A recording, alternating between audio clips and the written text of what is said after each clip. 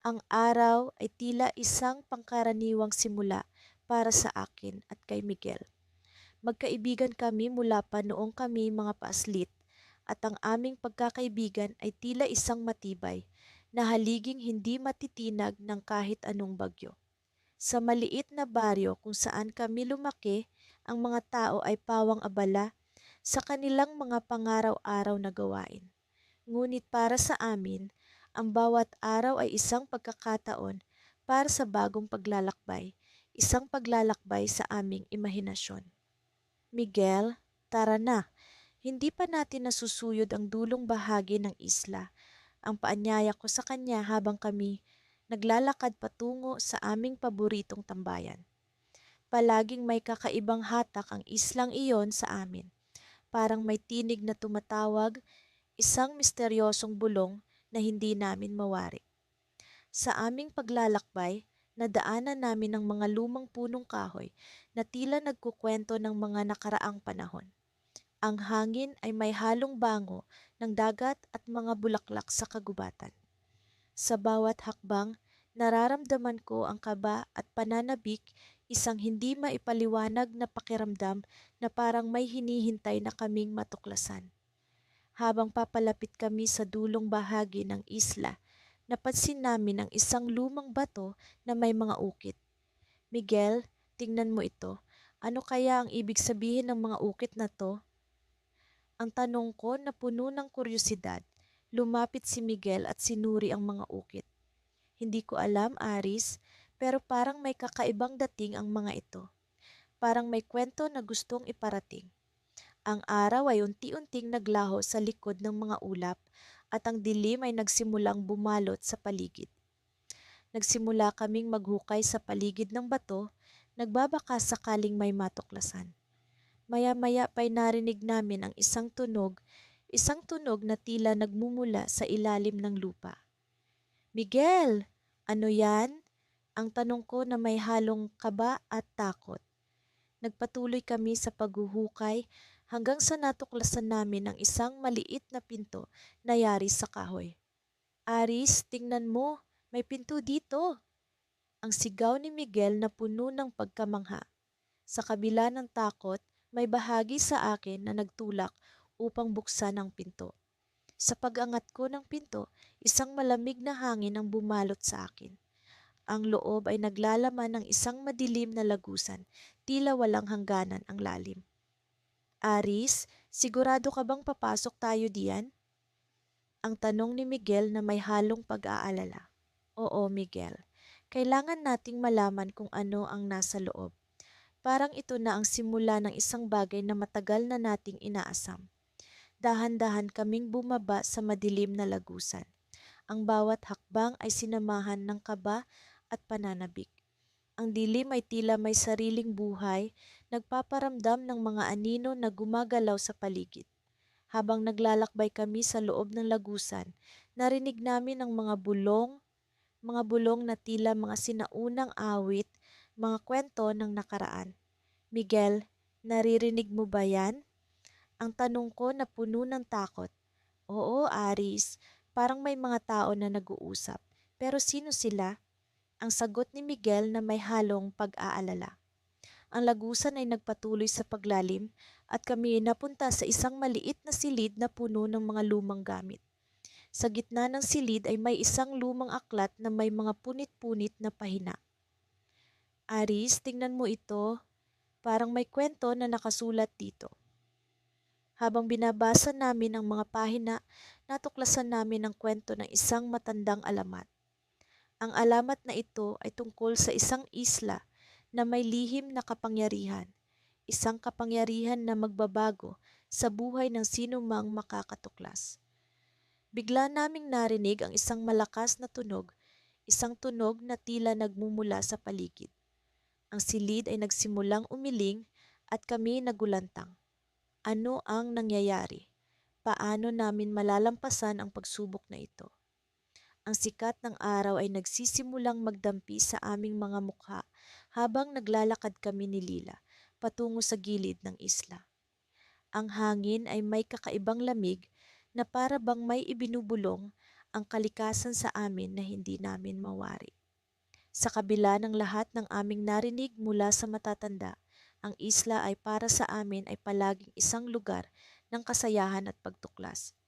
Ngunit mula nang matuklasan namin ang lumang libro sa lumang bahay puno sa gitna ng kagubatan, ang pananaw namin sa islang ito ay nag-umpisang magbago. Ano kaya ang ibig sabihin ng mga simbolo sa libro? Tanong ni Lila habang iniingatan ang kanyang hakbang sa makitid na daan. Parang may sinasabi ito tungkol sa isla pero hindi ko lubos na maunawaan. Kinuha ko mula sa aking bulsa ang punit-punit na pahina ng libro na nahanap namin kahapon. Nakasulat dito ang kwento ng isang sinaunang hari na naghari sa isla na ito. Ang kanyang korona na gawa sa purong ginto at hiyas ay nawala sa kalawakan ng gubat. Ayon sa alamat, ang sinumang makakita sa korona ay magkakaroon ng kapangyarihang makipag-ugnayan sa mga espiritu ng isla at malaman ng mga lihim ng nakaraan. Kapag nahanap natin ang korona, baka malaman natin kung bakit ang isla ay tila may sariling buhay. Sabi ko kay Lila, baka ito na ang pagkakataon nating marinig ang boses ng nakaraan. Lalong nagliwanag ang mga mata ni Lila sa pag-asang iyon at kami ay nagpatuloy sa paglalakad. Ang daan ay paliko-liko at ang mga puno ay tila nagbabantay sa aming pag-usad. Sa aming paglalakbay, napansin namin ang mga kakaibang ukit sa mga bato, mga markang matagal nang naroon, ngunit tila binabaliwala ng iba. Ang mga ito ang nagtulak sa amin na magpatuloy na parang may sinasabi ang mga ito na kami lang ang nakakaintindi. Nang marating namin ang isang malawak na clearing, tumigil kami upang magpahinga. Ang lugar ay tila hindi nagalaw ng panahon at ang hangin ay punong-puno ng mga kwentong hindi pa nasasabi.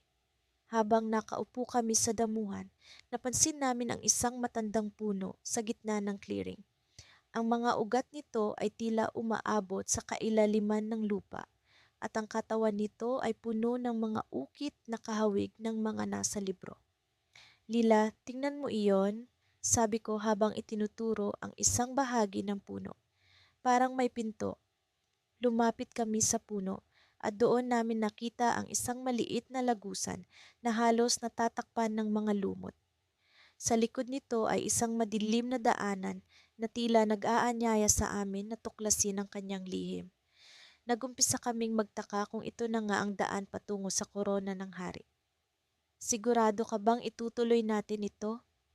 Tanong ni Lila na may halong kaba at excitement sa kanyang boses. Oo, Lila, parang ito na ang sinasabi ng mga alamat, sagot ko na may kasiguraduhan. Baka ito na ang pagkakataon nating malaman ang lihim ng isla. Nagpasya kaming pumasok sa lagusan. Ang loob nito ay malamig at madilim at ang tanging liwanag ay mula sa liwanag ng araw na pumapasok mula sa labas. Habang naglalakad kami, ang mga tunog ng isla ay unti-unting naglalaho at ang tanging naririnig namin ay ang paghinga namin na pumapailan lang sa katahimikan. Sa bawat hakbang, parang nararamdaman namin ang presensya ng mga espiritu ng isla. Ang mga dingding ng lagusan ay puno ng mga sinaunang ukit, mga kwento ng mga digmaan at kapayapaan, mga hari at reyna, at mga espiritu na nagbabantay sa isla. Ang mga ukit ay tila gumagalaw, na parang may buhay na gustong makipag-usap. Pagkatapos ng ilang minutong paglalakad, narating namin ang isang malaking silid. Sa gitna nito, may isang altar na yari sa bato. At doon, sa ibabaw ng altar, ay ang korona na hinahanap namin. Ang korona ay kumikinang sa liwanag ng mga sulo na nakapaligid dito at ang mga hiyas nito ay tila may sariling liwanag. Natagpuan natin ito, Lila, sabi ko habang lumalapit sa altar. Ito na nga. Ngunit bago ko pa man maabot ang korona, biglang lumitaw ang isang figura mula sa dilim. Isang matandang lalaki na tila nag-aalab ang mata sa galit, ang humarang sa aming landas. Ang kanyang kasuotan ay tulad ng sa isang sinaunang hari at ang kanyang boses ay tila nagmumula sa kailaliman ng lupa. Huwag niyong galawin ang korona. Sabi ng matandang lalaki, ito ay pag-aari ng mga espiritu ng isla, at ang sino mang magtangkang kumuha nito ay haharap sa kanilang poot. Nagkatinginan kami ni Lila. Hindi alam kung ano ang gagawin. Ang matandang lalaki ay tila bantay ng korona, at ngayon ay maaari niyang ipakita ang tunay na lihim ng isla. Sa kabila ng takot, alam namin na ang aming paglalakbay ay hindi pa nagtatapos. Ang lihim ng isla ay handa ng ibunyag, ngunit handa na ba kaming malaman ito? Sa puntong iyon, narinig namin ang isang kakaibang tunog mula sa labas. Isang tunog ng mga paa na nagmamadali papunta sa aming direksyon. Sino kaya ang paparating? Sa gitna ng aming pag-aalinlangan, ang aming pakikipagsapalaran ay nagkaroon ng bagong misteryo na kailangan naming harapin. Pagkatapos ng nangyari sa kuweba, hindi na kami magkamayaw ni Aling tungkol sa mga bagong natuklasan namin. Para kaming mga detective na binigyan ng bagong kaso, isang misteryo na puno ng hiwaga at kagandahan. Sa loob ng maraming taon, ang isla ay simpleng bahagi ng aming pang-araw-araw na buhay. Ngunit ngayon, tila mas malalim ang ibig sabihin nito. Ito na ba ang alamat na sinasabi ni Lola Berta? Tanong ni Aling habang naglalakad kami sa makipot na daan pabalik sa aming munting komunidad. Ang araw ay papalubog na, nagkukulay kahel ang kalangitan at ang hampas ng hangin ay may dalang lamig ng gabi. Naaalala mo ba ang sinabi niya tungkol sa mga tagapangalaga ng isla?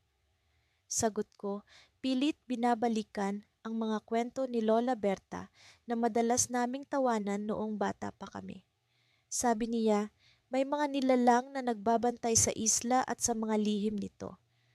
Oh, pero akala ko dati gawa-gawa lang yon. Parang mga kwento lang na pampatulog, ani Aling. Ang kanyang mga mata ay naglalawas sa excitement. Pero ang mga nakita natin sa kuweba, ang mga simbolo, ang mga ukit na parang may buhay, hindi yun basta-basta. Nang makarating kami sa gilid ng dagat, napansin namin ang kakaibang katahimikan. Ang mga alon ay tila nag-aantay ng kung ano, at ang hangin ay nagdadala ng bulong na hindi namin mawari. Sa kabila ng aming kaba, may hatak ang isla na hindi namin matanggihan. Parang may tinig na tumatawag, nag-aanyaya sa amin na bumalik at tuklasin pa ang mga lihim nito. Alam mo, kung ito nga ang alamat, ibig sabihin may dahilan tayo kung bakit natin ito natuklasan. Sabi ko, sinusubukang intindihin ng mas malaking larawan. Para sa atin ang kwentong ito. At kung may dahilan tayo dito, ibig sabihin may bahagi tayo sa alamat.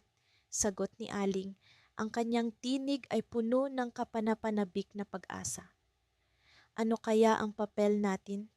Hindi namin alam ang kasagutan, ngunit sa kabila ng aming pag-aalinlangan, alam naming kailangan naming bumalik sa kuweba. Ang isla ay may kwento, at kami ang napili nitong mga tagapagsalaysay. Ngunit sa gabing iyon, habang nag-uusap kami ni Aling sa ilalim ng mga bituin, may bigla kaming napansin sa kalayuan. Isang liwanag kumukutitap sa pampang, parang mga alitap-tap na nagsasayaw sa hangin, ngunit mas maliwanag, mas organisado.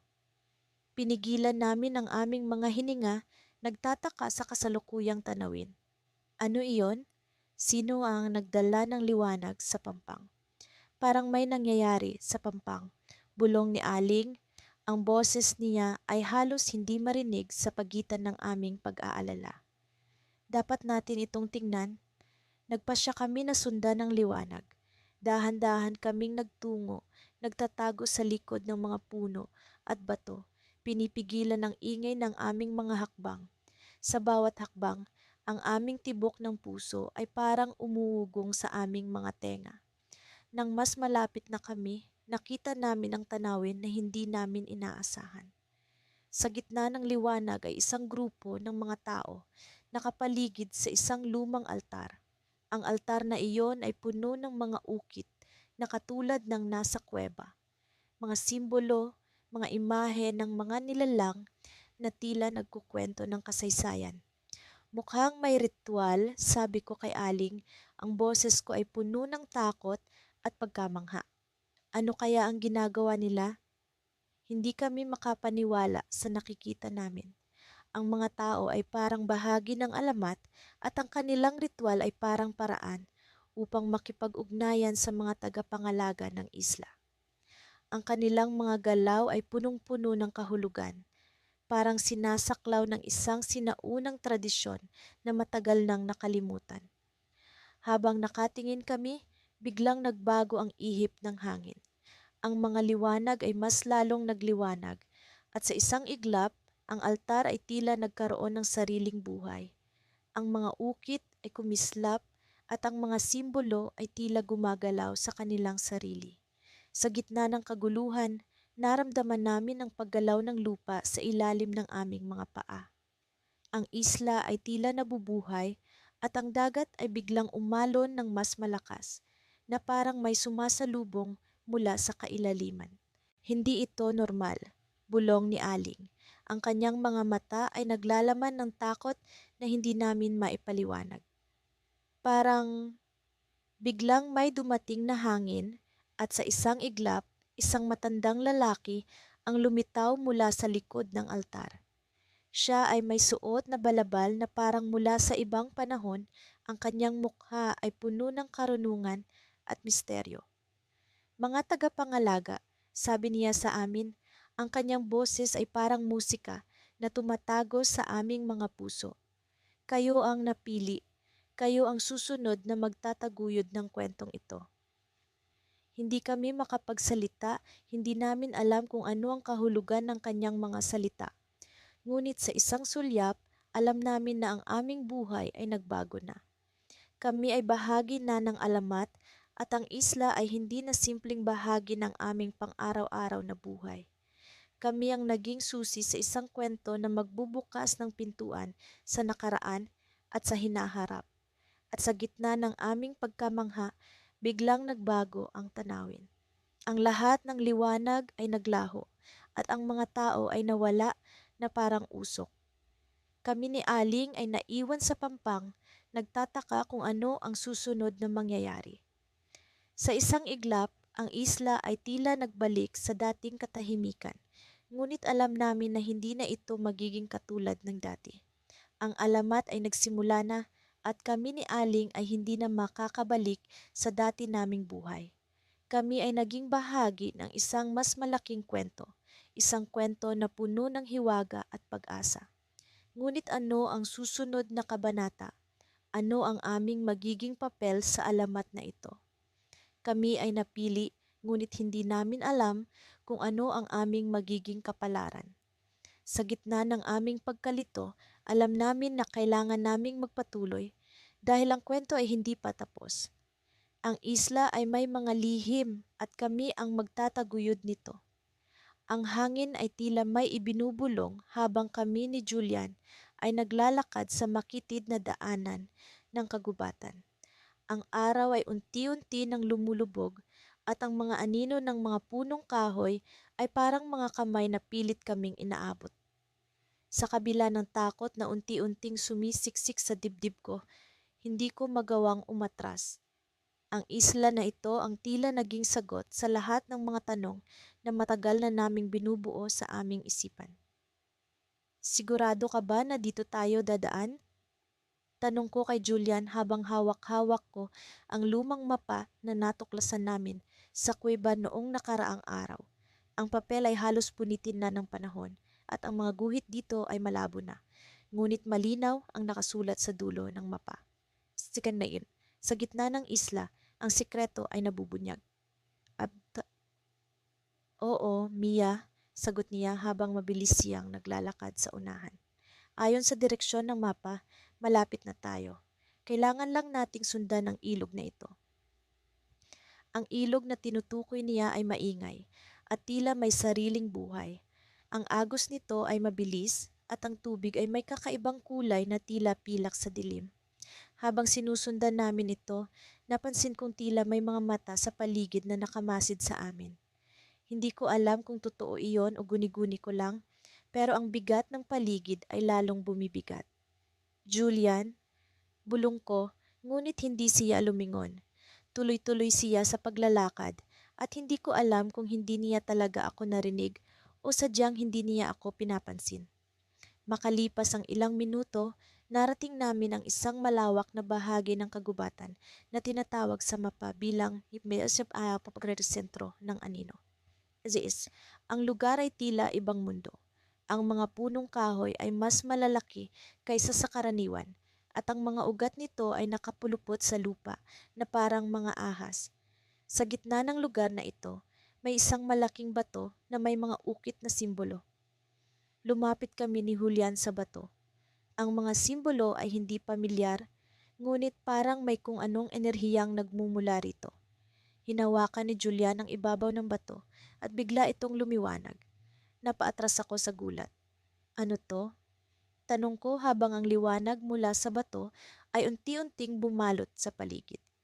Ang ilog sa tabi namin ay tila nagbago rin ng kulay. Mula sa pilak ay naging kulay ginto ito. Mia, tignan mo, sigaw ni Julian habang itinuturo ang bato. Ang mga simbolo ay unti-unting nagbago at naging malinaw ang isang larawan. Isang pares ng mga mata.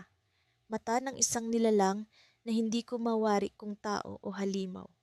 Bakit parang pamilyar? Tanong ko, ngunit bago pa makasagot si Julian, biglang yumanig ang lupa. Ang bato ay bumuka sa gitna at mula rito ay may lumabas na makapal na usok. Ang usok ay parang may sariling isip at bumalot ito sa amin. Hindi ko makita si Julian dahil sa kapal ng usok, ngunit naririnig ko ang boses niya. Mia, hawakan mo ako. Sigaw niya. Pilit kong iniabot ang kamay ko, ngunit parang may puwersang humihila sa akin palayo. At sa isang iglap, nawala ang usok. Nang makakita akong muli, nasa ibang lugar na ako. Ang paligid ay tila isang sinaunang bayan. Ang mga bahay ay yari sa bato at kahoy at ang mga tao ay nakasuot ng kakaibang kasuotan na parang galing sa isang matandang panahon. Ang langit ay kulay ube at ang araw ay tila masyadong malapit sa lupa. Mia! Narinig kong sigaw ni Julian mula sa di kalayuan. Lumingon ako at nakita siyang papalapit, pawis na pawis at parang galing sa isang mahabang takbuhan. Nasaan tayo? Tanong ko habang iniikot ang tingin sa paligid. Hindi ko alam, sagot niya. Pero tingin ko ito ang lugar na nasa alamat. Ang alamat na tinutukoy niya ay ang matandang kwento na madalas ikuwento ng mga matatanda sa amin. Tungkol ito sa isang isla na nawala sa kasaysayan. Isang lugar kung saan ang oras ay tumigil at ang mga lihim ng mundo ay nakatago. Sa kwento, sinasabing ang sinumang makahanap ng isla ay magkakaroon ng kaalaman sa lahat, ngunit may kapalit. Julian, sabi ko habang tinitignan ang mga taong nasa paligid. Ang mga mata nila ay tila walang buhay at ang mga galaw nila ay parang mekanikal. Parang may mali dito. Bago pa siya makasagot, biglang may lumapit sa aming isang matandang lalaki. Ang kanyang mga mata ay kulay ginto at ang boses niya ay parang kumakaluskos na dahon. Kayo ang mga napili, sabi niya. Napili para saan? Tanong ni Julian. Ngumiti ang matanda, ngunit ang nangiting iyon ay nagdala ng kilabot sa akin. Para buuin ang piraso ng alamat, ang isla ay hindi basta isla, ito ay isang pinto at kayo ang susi. Bakit kami? Tanong ko, nanginginig ang boses. Hindi sumagot ang matanda.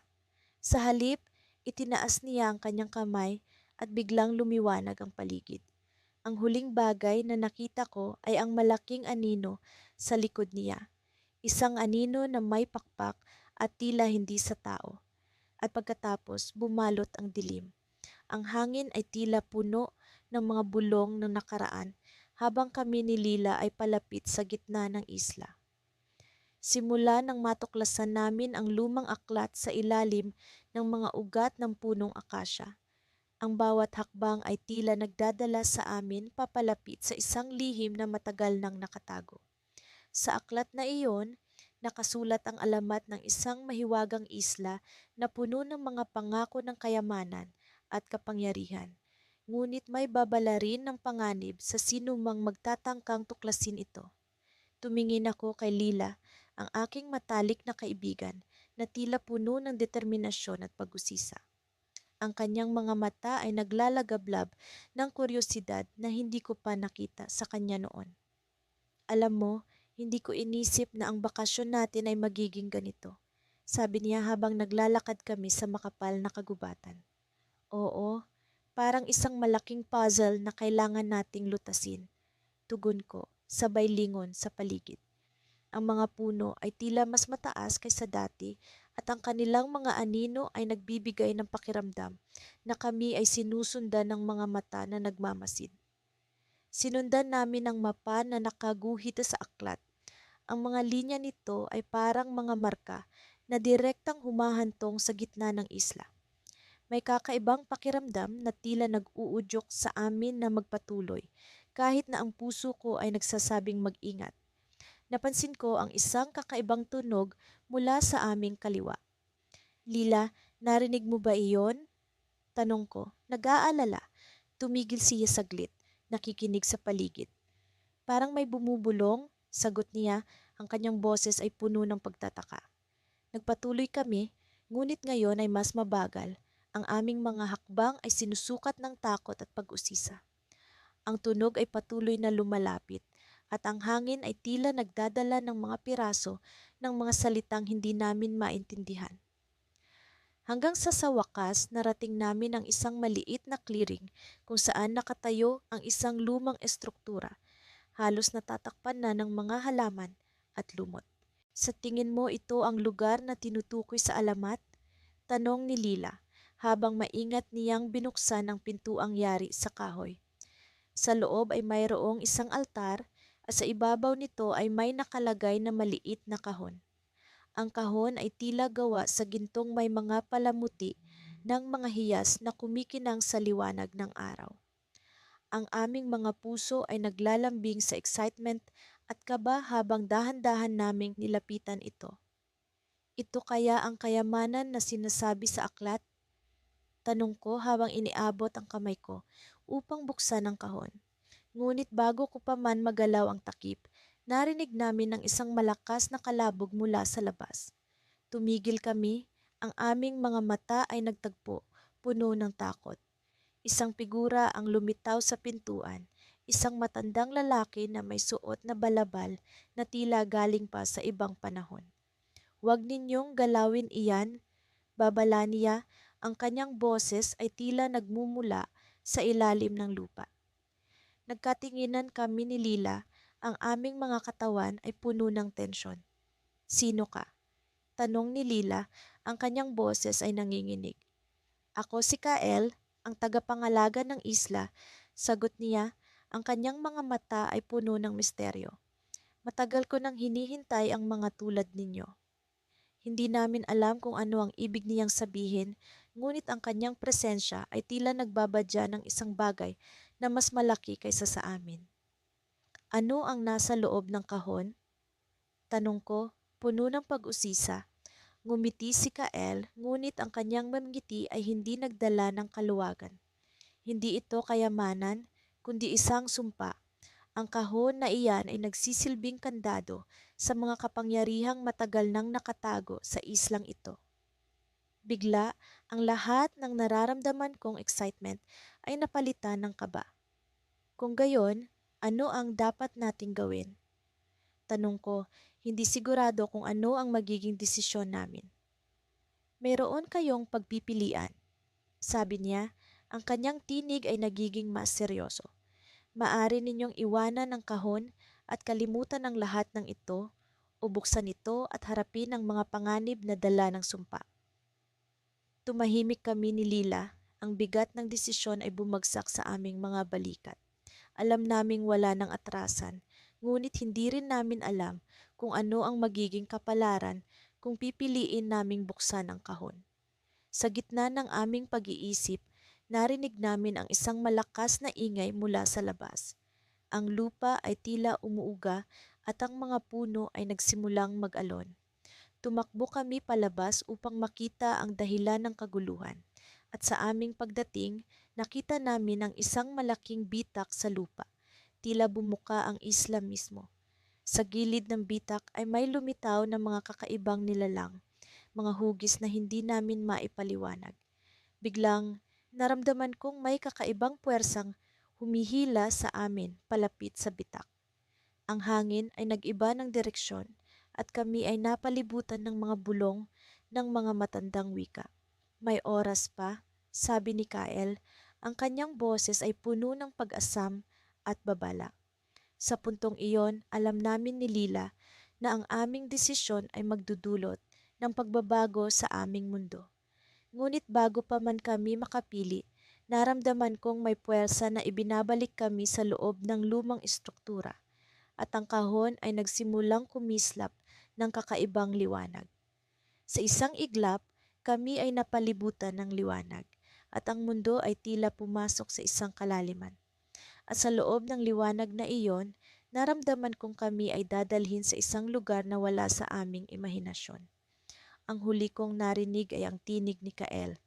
Ang simula ng inyong paglalakbay ay ngayon. Sa paglipas ng mga araw na aming ginugol sa isla, unti-unti naming natuklasan ang mga kakaibang bagay na bumabalot sa lugar na ito. Ako, si Liam, at ang matalik kong kaibigan na si Arya ay tila mga tauhan sa isang kwentong hindi namin inaasahang magiging bahagi kami. Sa simula, akala namin ay isa lamang itong ordinaryong isla, mapayapa, maganda at puno ng mga tanawin na para bang iginuhit ng isang pintor. Ngunit sa bawat hakbang namin, mas lalong lumilinaw ang misteryo ng matandang alamat na bumabalot dito. Isang umaga, habang kami ay naglalakad sa dalampasigan, napansin ni Arya ang mga lumang ukit sa mga bato malapit sa gilid ng tubig. Liam, tingnan mo ito, tawag niya sa akin. Lumapit ako at pinagmasdan ng mga ukit. Hindi ko maintindihan ang kahulugan, ngunit may kung anong pamilyar sa kanilang anyo. Para bang nakita ko na sila sa isang libro o narinig sa isang kwento. Naalala ko ang lumang aklat na natagpuan namin sa lumang bahay noong nakaraang linggo. Kailangan nating bumalik sa lumang bahay at tingnan ang aklat na iyon, sabi ko kay Arya. Agad kaming naglakad pabalik, puno ng pananabik sa kung ano ang aming matutuklasan. Sa loob ng lumang bahay, kinuha namin ang aklat mula sa isang lumang istante. Binuklat namin ito sa pahina kung saan nakita namin ang mga ukit na katulad ng nasa dalampasigan. Ang mga simbolo ay bahagi ng isang sinaunang kwento tungkol sa isla, isang alamat na nagsasabing ang isla ay tahanan ng mga tagapagbantay ng kalikasan. Sila raw ang nagtatago sa mga lihim ng mundo at ang mga simbolo ay mga susi sa kanilang mga lihim. Habang binabasa namin ang kwento, pakiramdam ko'y bumabalot sa amin ang isang mahiwagang enerhiya. Arya, nararamdaman mo ba ito? Tanong ko habang ang mga salita sa aklat ay tila umuusbong at bumubuhay sa paligid namin. Tumango siya, kitang-kita sa kanyang mga mata ang kakaibang kinang. May dapat tayong gawin, sabi ni Arya. Ang kwento ay nagsasabing may isang lugar sa isla kung saan makikita ang mga tagapagbantay. Paano kaya natin sila matatagpuan? Naisip ko ang mga lumang mapa na nakita namin sa isa pang sulok ng bahay. Baka makakatulong ang mga mapa, sagot ko. Dali-dali naming hinanap ang mga ito at sa wakas ay nakuha namin ang isa na may marka ng isang lugar sa gitna ng isla, isang lugar na hindi pa namin napupuntahan. Kinabukasan, maaga pa lamang ay naglakbay na kami patungo sa lugar na nasa mapa. Ang daan ay mahirap, puno ng mga makakapal na puno at matatarik na bangin. Ngunit hindi kami tumigil. Alam namin na may mahalaga kaming misyon, ang tuklasin ang katotohanan sa likod ng alamat. Malapit na kami sa lugar nang maramdaman namin ang kakaibang presensya sa hangin, para bang may mga matang nakamasid sa amin.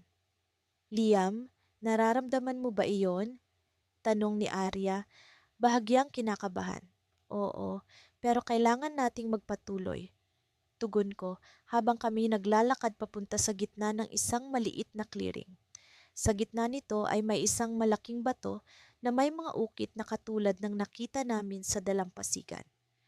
Habang kami nakatayo roon, biglang lumiwanag ang paligid at mula sa bato ay lumabas ang mga hugis ng mga nilalang, tila mga anino na nagkakaroon ng anyo. Sila ang mga tagapagbantay ng kalikasan, ang mga nilalang na nasa alamat. Hindi kami makapaniwala sa aming nakikita. Arya, ito na ba iyon? Tanong ko, hindi makapaniwala sa aking mga mata. Tumango siya habang ang mga nilalang ay nagsimulang magsalita sa isang wikang hindi namin lubos na naiintindihan, ngunit tila umaabot sa aming mga puso. Sa gitna ng pag-uusap, nabanggit ang isang bagay na hindi namin inaasahan. Kayo ang mga napili, sabi ng isa sa mga tagapagbantay. Ngunit may panganib na paparating. Nagkatinginan kami ni Arya, puno ng pagkabigla at takot. Ano ang ibig nilang sabihin? Ano ang panganib na paparating? Wala tayong oras, sabi ng isa pang tagapagbantay, habang ang paligid ay unti-unting nagdidilim. Kailangan ninyong malaman ang buong kwento, ngunit hindi dito. At sa isang iglap, kami nakaramdam ng isang malakas na hangin at kami nawala sa lugar na iyon. Nang magising kami nasa ibang bahagi ng isla sa isang lugar na hindi namin kilala. Ang aming pakikipagsapalaran ay tila nagsisimula pa lamang at hindi namin alam kung ano ang susunod na mangyayari. Ngunit isang bagay ang sigurado, ang isla ay hindi lamang tahimik na lugar. Ito ay puno ng mga lihim na nag-uugnay sa aming kapalaran. Sa gitna ng aming paglalakbay sa isla, hindi ko maiwasang mag-isip ng malalim tungkol sa mga kakaibang pangyayari sa paligid namin.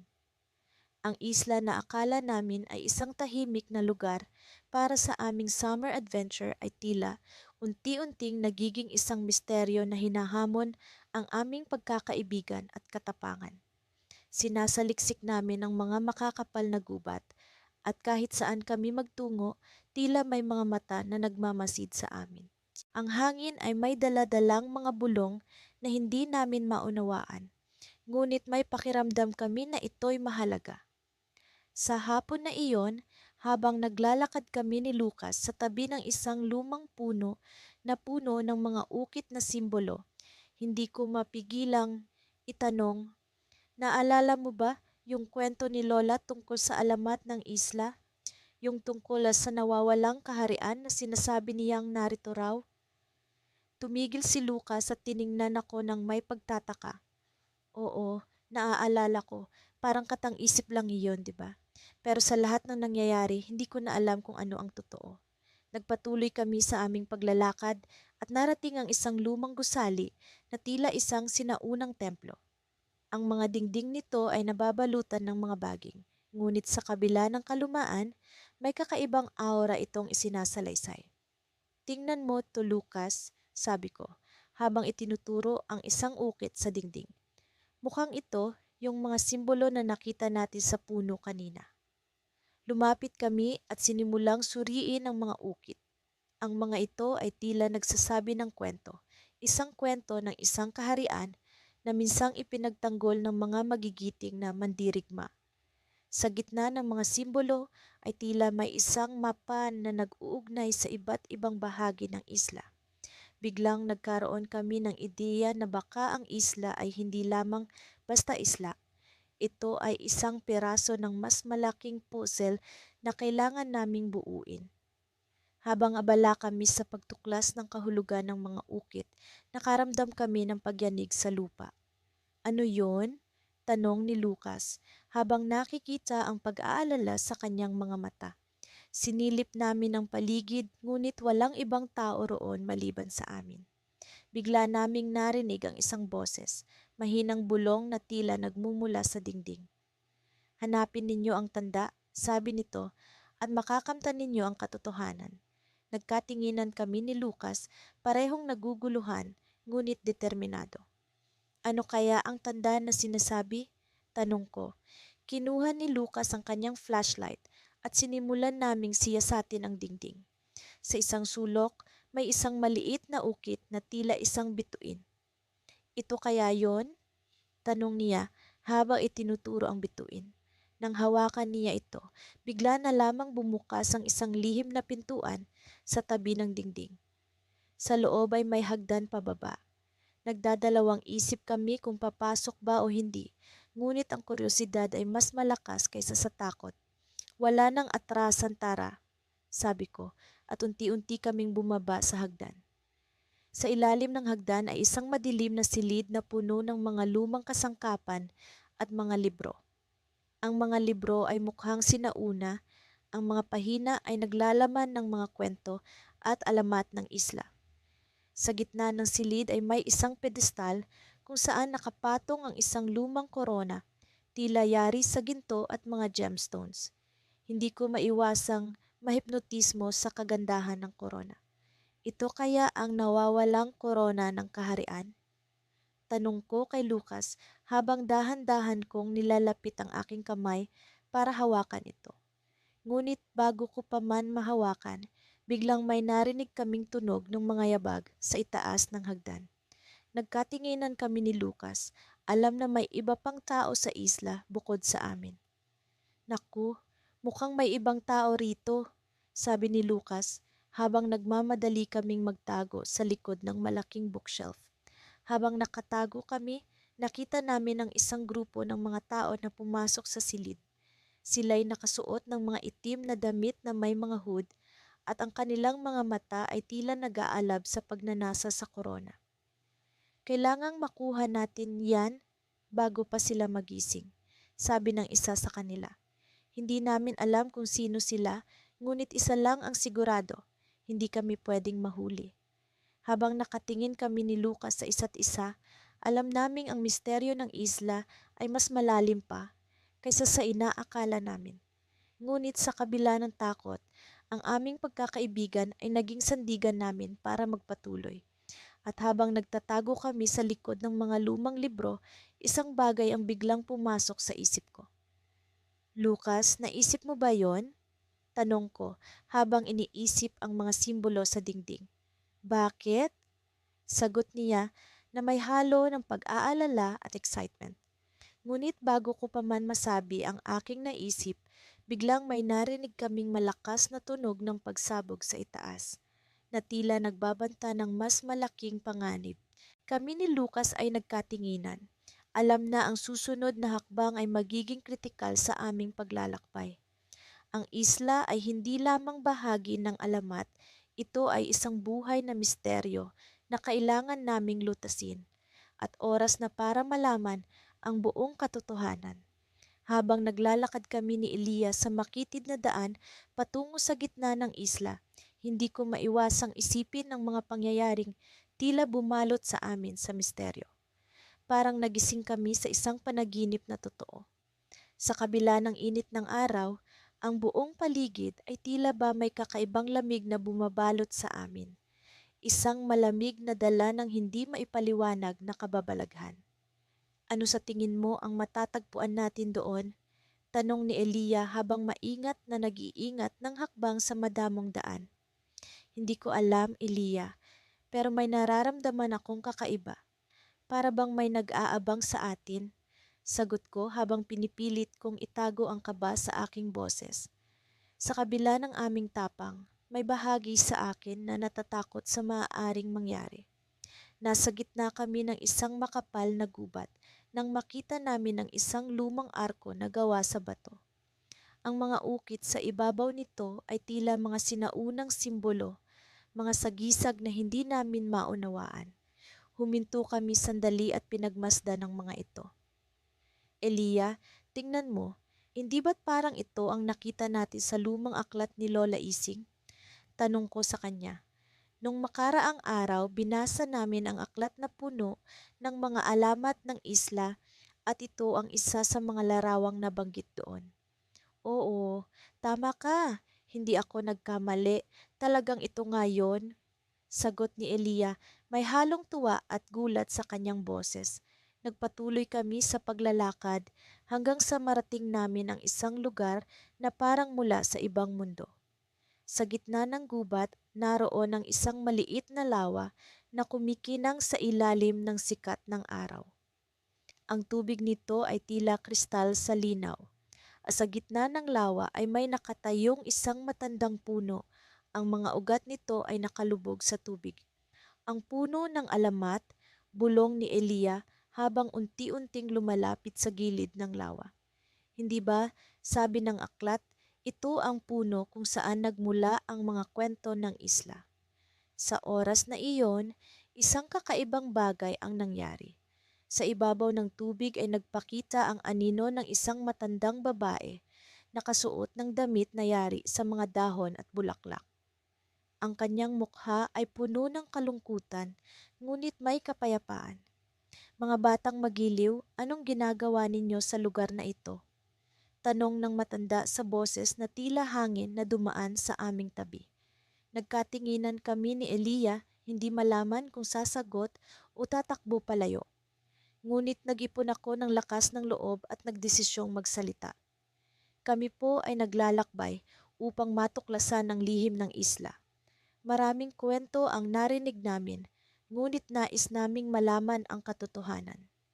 Ngumiti ang matanda at sinabi, ang isla ay may sarili nitong kwento, isang alamat na matagal nang nakalimutan ng panahon.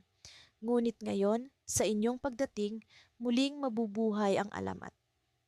Sa mga salitang iyon, bigla kaming napaligiran ng ilaw. Ang tubig sa lawa ay umalon at mula sa gitna nito ay lumitaw ang mga imahe ng nakaraan. Mga tao, mga pangyayari, mga kaguluhan.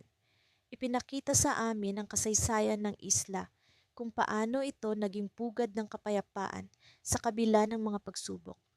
Ngunit sa dulo ng mga imaheng iyon, isang babala ang lumitaw, isang pangitain ng isang malaking alon na dumating at nagwasak sa kapayapaan ng isla.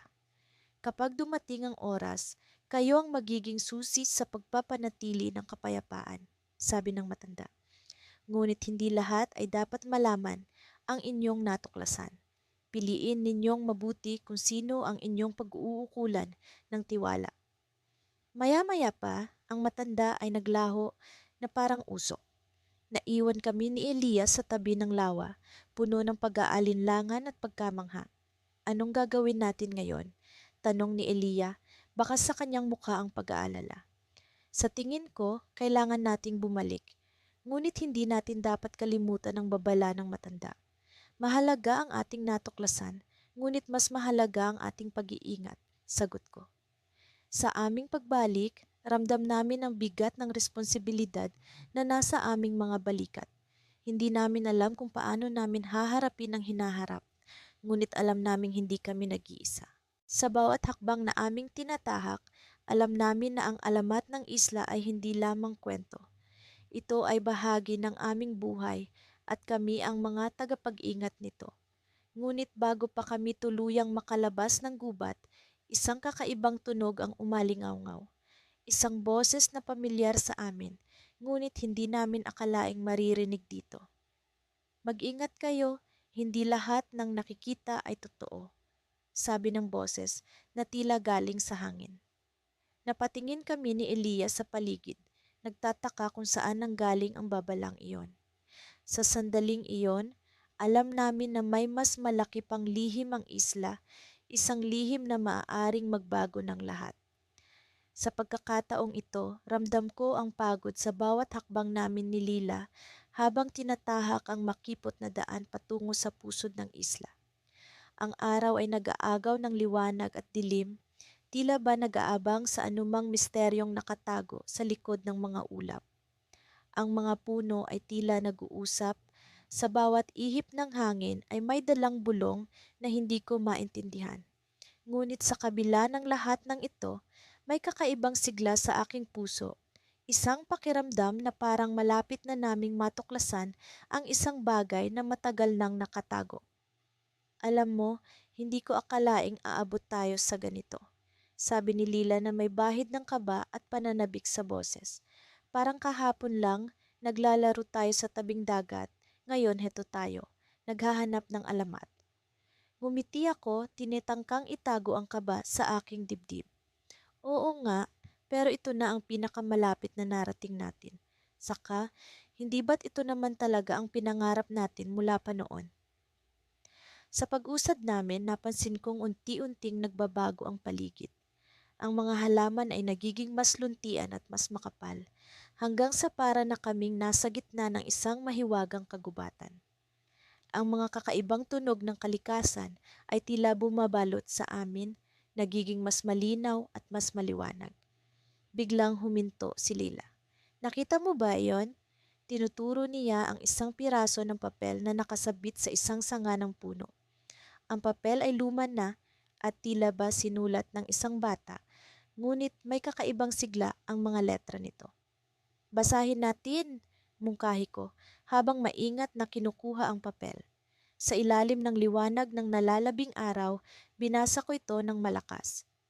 Sa pusod ng kagubatan, kung saan ang ilog ay dumadaloy ng pabalik, may lihim na nakatago sa ilalim ng ulap. Nagkatinginan kami ni Lila. Ilog na dumadaloy ng pabalik, ulit ni Lila, tila nagtataka ngunit nasa sabik. May nakita akong ganong ilog kanina, sagot ko. Naalala ang kakaibang anyo ng tubig na parang hindi sumusunod sa agos. Tara, hanapin natin. Sa paglalakbay namin, hindi ko maiwasang mag-isip kung ito na ba ang alamat na hinahanap namin.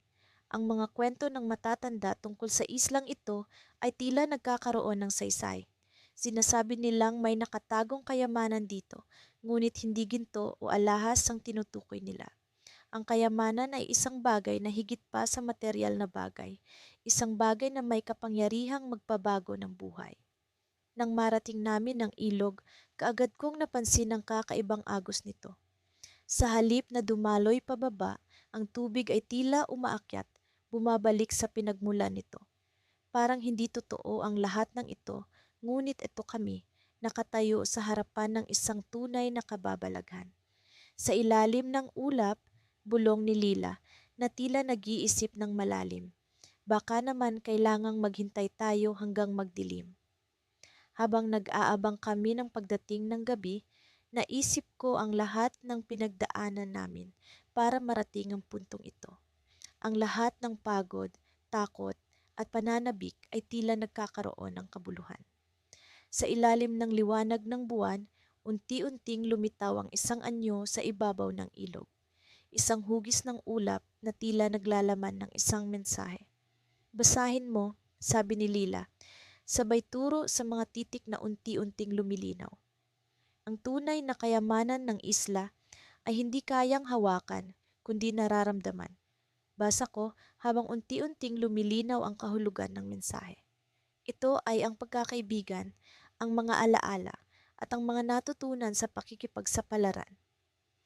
Tumahimik kami ni Lila, parehong nag-iisip kung ano ang ibig sabihin ng lahat ng ito. Napagtanto namin na sa kabila ng aming pag-asam na makahanap ng pisikal na kayamanan, ang isla ay may mas malalim na alok. Ang tunay na yaman nito ay ang mga sandaling ganito, kung saan ang simpleng pagkakaibigan ay nagiging mas makabuluhan. Ngunit bago pa man namin lubusang maunawaan ang lahat, isang malakas na ihip ng hangin ang dumaan, tinangay ang papel na hawak ko. Kasabay nito ay ang biglaang paglaho ng hugis ulap sa ilog. Napatakbo kami ni Lila sa direksyon ng papel, ngunit tila sinadya ng tadhana na ito'y mawala. Parang may gusto pa siyang ipakita. Ani Lila, nakatingin sa akin na may kakaibang ningning sa kanyang mga mata. Doon ko naramdaman ang kakaibang kaba sa aking puso. Alam kong hindi pa rito nagtatapos ang aming paglalakbay. Maraming tanong ang bumabagabag sa akin. Ano pa kaya ang lihim ng isla? Ano pa ang mga nakatagong kwento na naghihintay na madiskubre? Habang naglalakad kami pabalik, ramdam ko ang bagong simula ng aming pakikipagsapalaran. Hindi ko alam kung ano pa ang darating, pero isa lang ang sigurado, hindi ko ito haharapin ng mag-isa. Nandiyan si Lila, ang aking matalik na kaibigan, handang harapin ang anumang pagsubok na darating. At sa likod ng lahat ng ito, ang isla ay nananatiling isang palaisipan, naghihintay ng tamang pagkakataon upang ganap na ibunyag ang kanyang lihim. Ang araw ay unti-unting bumababa sa kanluran, nagiiwan ng gintong liwanag sa malawak na dagat na nakapaligid sa isla. Ako si Marco at kasama ko ang aking matalik na kaibigan, si Lila. Simula nang matuklasan namin ang kakaibang mga inskripsyon sa lumang bato sa gitna ng isla, hindi na kami mapakali sa pagnanais na tuklasin ang higit pang mga lihim na nakatago dito. Marco, tingnan mo, bulong ni Lila habang tinutukoy ang kakaibang ukit sa isa sa mga puno. Ang ukit ay tila bahagi ng isang sinaunang mapa. Parang konektado ito sa nakita natin kanina. Lumapit ako upang makita ng mas maigi. Ang mga simbolo ay hindi pamilyar, ngunit may mga bahagi na tila kilala ko na. Bigla akong nakaramdam ng kakaibang kuryente sa aking katawan. Isang pakiramdam na tila may naguudyok sa akin na ipagpatuloy ang aming paghahanap. Naramdaman mo ba iyon, Lila? Tanong ko, inaasahan kong hindi lang ako ang nakaramdam ng kakaibang enerhiya. Oo, Marco, para bang may tumatawag sa atin, sagot niya. Ang kanyang mga mata ay kumikislap sa pag-aasam. Sa kabila ng pangambang dulot ng aming nadarama, nagpatuloy kami sa pagsunod sa mga marka. Ang bawat hakbang ay tila pinamumunuan ng isang hindi nakikitang puwersa, na para bang ang isla ay may sariling buhay na nais kaming gabayan. Habang papalapit kami sa isang lumang kuweba, bumungad ang isang pamilyar na tunog, ang awitin ng hangin na dumadaan sa mga bitak ng mga bato. Isang alingawngaw ng mga sinaunang kwento ang tila bumalot sa amin, ang mga salita ng alamat na narinig namin mula sa mga matatanda sa aming bayan. Marco, sa tingin mo ba ang kuweba na ito ay ang lugar na binabanggit sa alamat? Tanong ni Lila. Ang kanyang boses ay puno ng pag-aalinlangan, ngunit may halong pag-asa. Nararamdaman kong ito nga iyon, sagot ko. Ang aking puso ay kumakabog sa kaba at pananabik. Alam mo ba ang kwento ng isla ng mga nawawalang kaluluwa? Tumango si Lila, ang kanyang mukha ay puno ng konsentrasyon habang inaalala ang mga detalye ng alamat. Sinasabi ng kwento na ang isla ay tahanan ng mga kaluluwang naghahanap ng kapayapaan. Kapag natagpuan mo ang kanilang lihim, makakamit mo ang kanilang proteksyon. Napangiti ako kahit na may bahagi ng aking isip na nagsasabing kami ay naliligaw sa isang delusyon. Ngunit ang pakiramdam na ito ay higit pa sa simpleng haka-haka. Mayroong tunay na bagay na nagtutulak sa amin. Pumasok kami sa loob ng kuweba. Ang malamlam na liwanag ng araw ay unti-unting napapalitan ng kadiliman. Sa loob, nakita namin ang mga sinaunang pinta sa dingding, mga larawan ng mga tao na tila naglalakbay mula sa iba't ibang bahagi ng mundo patungo sa isla. Isang lugar para sa mga nawawalang kaluluwa. Bulong ni Lila habang tinitingnan ang mga larawan. Tila isang sanctuary para sa kanila. Nagpatuloy kami sa paglalakad hanggang sa marating namin ang pinakailalim na bahagi ng kuweba. Dito, mayroong isang altar na yari sa bato, puno ng mga inskripsyon na nagkukwento ng kwento ng isla. Habang binabasa ni Lila ang mga inskripsyon, biglang nagbago ang hangin sa paligid namin. Isang malamig na simoy ang dumaan na para bang may presensiya na nais magpakita. Marco, tingnan mo ito, sabi ni Lila, ang kanyang boses ay nanginginig. May isang pinto sa likod ng altar. Lumapit kami para tingnan ito. Isang pinto na yari sa bato na tila nakakandado sa pamamagitan ng isang sinaunang mekanismo. Nakakagulat, sabi ko, ang aking kamay ay dahan-dahang humawak sa pinto. Ano kaya ang nasa likod nito? Puno ng kaba, sinubukan naming i-activate ang mekanismo.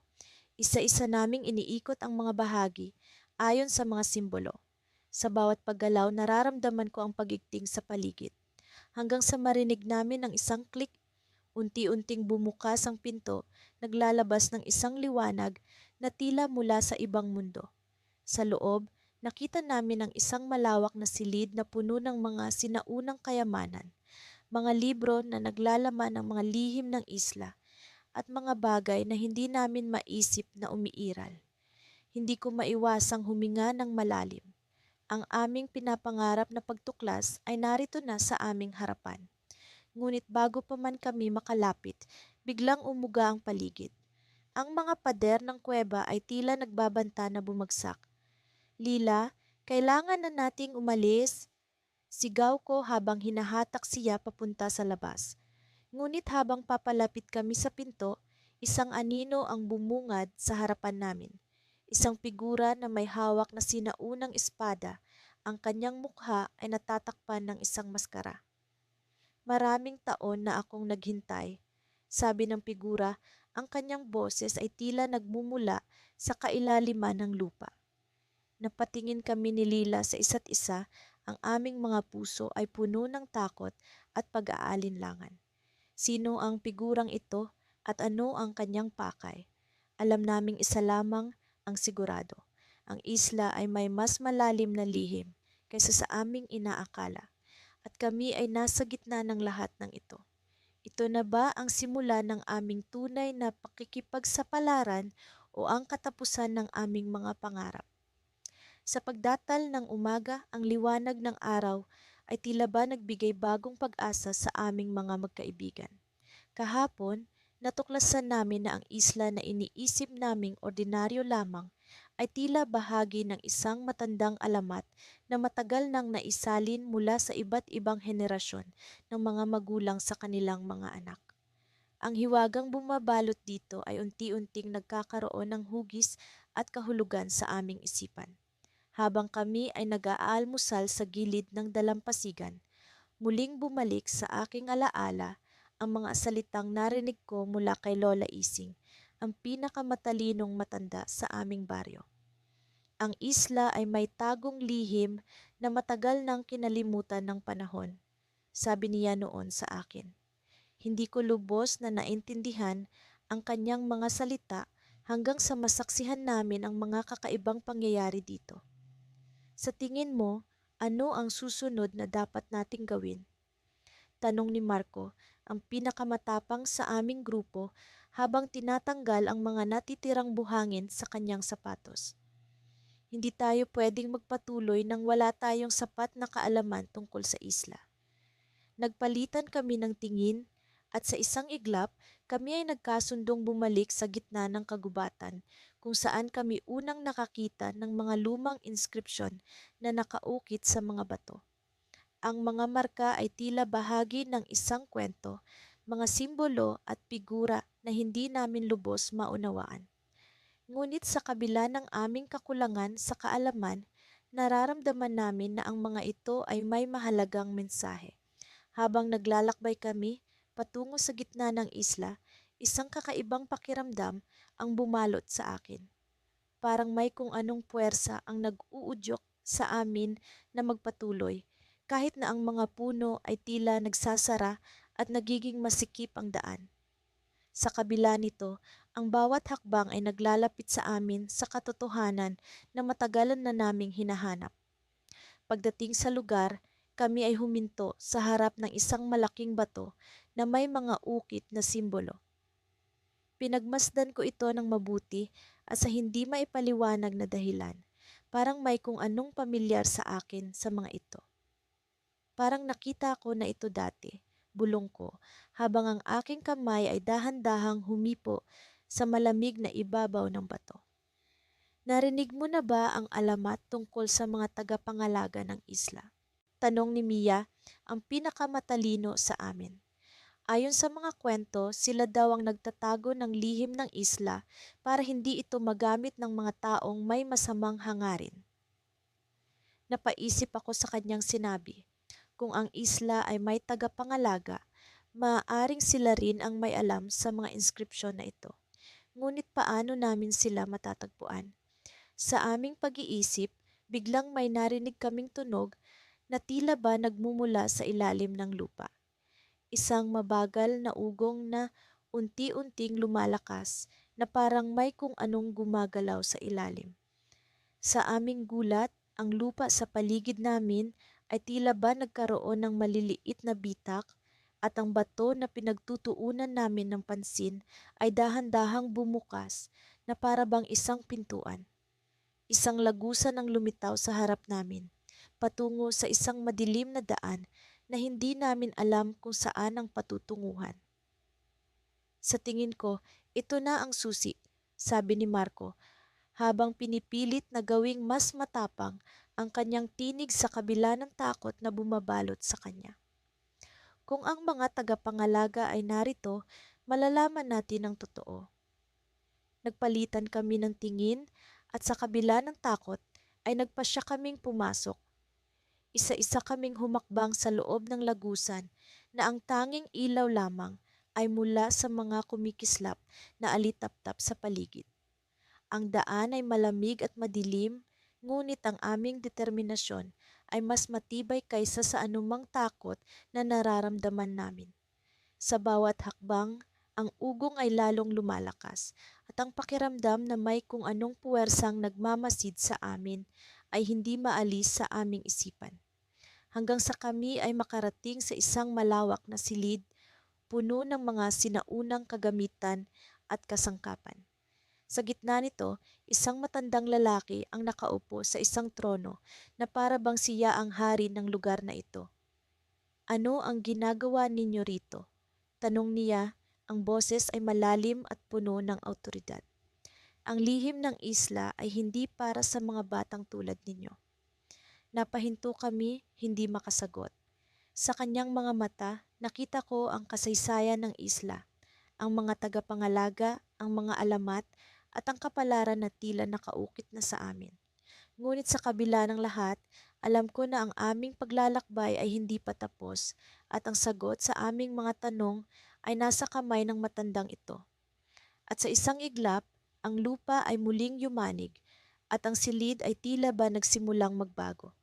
Ang mga pader ay nagbistulang lumalapit at ang hangin ay nagkaroon ng kakaibang amoy. Sa kabila ng takot, alam ko na ang aming oras ay mahalaga at ang desisyon na aming gagawin ay magbibigay hugis sa aming kapalaran. Sa puntong iyon, alam ko na ang tunay na alamat ng isla ay magsisimula pa lamang. Hindi ko na mabilang kung ilang araw na kaming umiikot sa isla, ngunit sa bawat hakbang namin, tila palapit kami ng palapit sa katotohanan. Si Lara, ang matalik kong kaibigan, ay palaging nasa tabi ko. Matapang at puno ng pag-asa. Pareho kaming nagtataka kung paano naging bahagi ng alamat ang isla na ito, ngunit ngayon, unti-unti nang nagkakaroon ng linaw ang lahat. Noong isang araw, habang naglalakad kami sa baybayin, napansin namin ang isang kakaibang bato. Kulay asul ito at kumikinang kapag nasisinaga ng araw. "Tingnan mo ito, Marco," sabi ni Lara sabay turo sa bato. Agad akong lumapit at kinuha ito. Sa paghawak ko, nakaramdam ako ng kakaibang init sa aking palad na para bang may buhay ang bato. Sa sandaling iyon, naalala ko ang kwento ng matandang alamat na palaging ikinukwento ng lolo ko. Ang sabi, may mga batong asol na nagtataglay ng mahiwagang kapangyarihan at nagsisilbing susi sa pag-unlock ng lihim ng isla. Hindi ko sukat akalain na makakakita kami ng ganoong bato. "Marco, tingin mo ba ito na yon?" tanong ni Lara. Punong-puno ng excitement ang boses. "Hindi ko alam, pero marahil ito nga," sagot ko habang pinagmamasdan ng bato. Sa aming palagay, ito ang nawalang bato na binanggit sa alamat. Nagpatuloy kami sa paglalakad, bitbit ang bato, hanggang sa makarating kami sa isang bahagi ng isla na hindi pa namin nararating. Isang kagubatan na tila puno ng misteryo at mga lihim. Sa gitna ng kagubatan, nakita namin ang isang lumang templo na gawa sa bato. Halos natatakpan na ng mga baging at lumot. Walang pag-aalinlangan, pumasok kami sa loob. Madilim at malamig sa loob ng templo. Ang tanging liwanag ay nagmumula sa batong hawak ko. Sa bawat hakbang namin, nararamdaman ko ang tibok ng puso ko na para bang may mangyayari.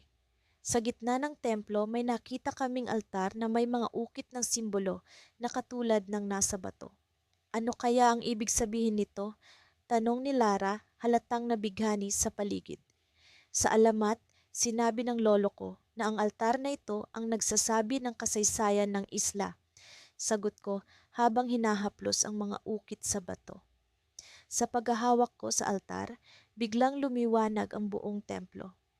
Nakita namin ang mga ukit na kumikilos, ang mga simbolo ay tila bumubuo ng isang kwento. Isa itong kwento ng matandang hari na nagtatago sa isla upang protektahan ang kanyang kaharian mula sa mga kaaway. Ginamit niya ang mahiwagang bato upang itago ang isla mula sa mata ng mundo. At sa paglipas ng panahon, ang isla ay naging bahagi ng alamat. Marco, tingnan mo, sigaw ni Lara, sabay turo sa dulo ng kwento. Sa huli, ang hari ay nag-iwan ng mensahe para sa mga makakahanap ng bato. Isang kaharian ang naghihintay sa mga may tapang upang buksan ang mga lihim nito. Biglang naramdaman ko ang pagyanig ng lupa. Ang templo ay nagsimulang magiba. Kailangan nating umalis dito, sigaw ko kay Lara. Agad naming tinakbo ang labas ng templo, ngunit sa paglabas namin, nakita namin ang isang nilalang na hindi namin inaasahan. Isang higanting dragon, kulay asul at kumikinang na parang batong hawak ko. Nanlaki ang mga mata namin ni Lara. Hindi namin alam kung paano magre-react. Ang dragon ay tila nagpoprotekta sa isla. Ano ang gagawin natin?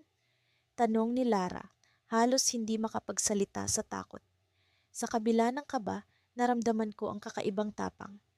Baka siya ang tagapangalaga ng kaharian, sabi ko, habang dahan-dahang inaabot ang bato sa dragon. Sa paglapit ko, naramdaman ko ang kapayapaan sa paligid. Ang dragon ay nagbigay ng tingin na tila nagsasabi na tama ang aming ginagawa. Sa paglapit ng bato sa dragon, bigla itong nagliyab at lumiwanag. Ang isla ay nabalot ng liwanag na para bang nagising ang matandang alamat. At doon namin narinig ang isang tinig tila nagmumula sa hangin. Ang kaharian ay muling isinilang. Kayo ang mga tagapangalaga. Hindi kami makapaniwala sa aming narinig. Ang isla ay hindi lamang isang bahagi ng alamat. Ito ay isang buhay na kaharian na naghihintay ng mga bagong tagapangalaga. Habang unti-unting bumabalik ang isla sa dating anyo nito, naiwan kami ni Lara na nanghihilakbot sa bagong responsibilidad. Ngunit higit sa lahat, kami ay puno ng pag-asa at pananabik sa mga susunod na mangyayari. Sa likod ng pag-aalinlangan, alam namin na ito ang simula ng panibagong pakikipagsapalaran. Ngunit sa pagtingin ko sa malayo, nagulat ako sa aking nakita. Isang barko na papalapit sa isla, punong-puno ng mga tao. Sino sila at bakit sila narito? Ang aming bagong natuklasan ay mukhang hindi lamang kami ang nakakaalam. Sa paglapit ng barko, ramdam ko na ang lahat ay magbabago.